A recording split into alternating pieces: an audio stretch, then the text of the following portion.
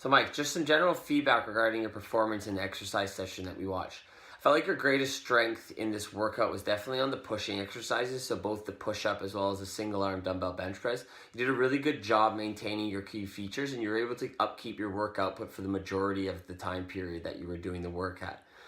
I felt like you were really challenged on the inverted row, so it might have been that 30-second work period was a little bit long. You only made it to about 20 seconds. And within that work period, we really saw your hips starting to drop, and we saw kind of loss of control of that low back.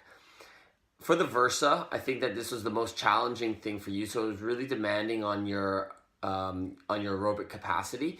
And I think as you started to get more and more fatigued, I started to see a little bit more lateral bend as you were climbing on the Versa, and that was also putting your back into a little bit of flexion in the low back. So I think fatigue really played its role in this part.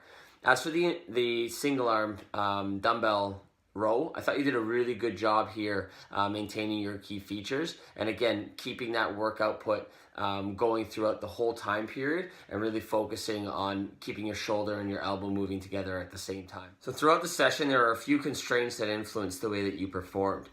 In the push-up, the environmental constraint of your peer really giving you that extra motivation through feedback and cueing and encouragement. I really felt that allowed you to push yourself as hard as you could and try and get the maximum amount of reps you could in the 30-second time frame.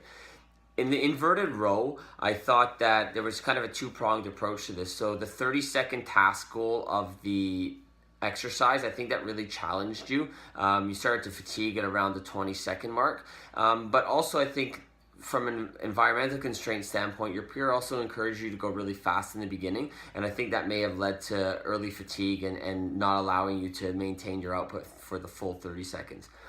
On the Versa, I thought that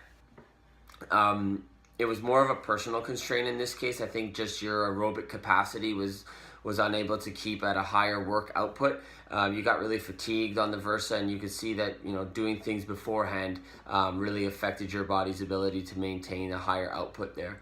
On the dumbbell bench, the weight, so the task constraint here is the weight that you used just allowed you to really continue that movement throughout the whole 45-second time period, and really it was a good weight for that exercise. And for the dumbbell bench, or the dumbbell rows, excuse me, using the bench to be able to support your body acted as an environmental constraint. This really allowed you to maintain your key features throughout and really give you that support that you needed to focus on just that shoulder and elbow movement. So moving forward, there's a few additional constraints that we could impose on this exercise session to improve your performance even further. So on the push-up, using a task constraint that provides you a target to touch your chest to as well as your back at the top of would just really encourage you to achieve full range of motion in the push-up, as well as to really focus on that lockout phase at the top of it. For the inverted row, because that 30-second time frame was quite challenging to maintain work output throughout, I would give you an achievable yet challenging rep goal to try and get to within that 30-second time frame, and this could just act as external motivation as well as in this case an environmental constraint.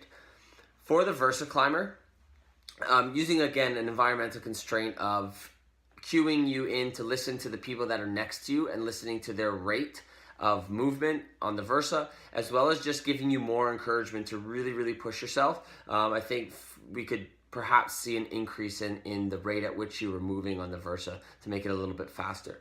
For the dumbbell bench, so using a task constraint of this time, instead of changing the weight completely, using the same weight but just increase the amount of time under tension that you spend while doing the single arm dumbbell bench press. I think this would really challenge your upper body's not only strength but also endurance, and at the same time challenge your key features a little bit more when you're more fatigued.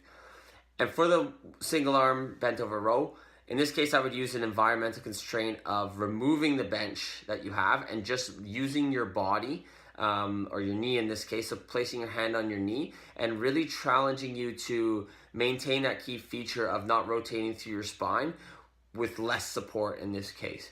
You did a really good job controlling yourself, but in this case not using that additional support can not only challenge the key features a little bit more, but also increase the amount of movement variability that we're getting within this workout session.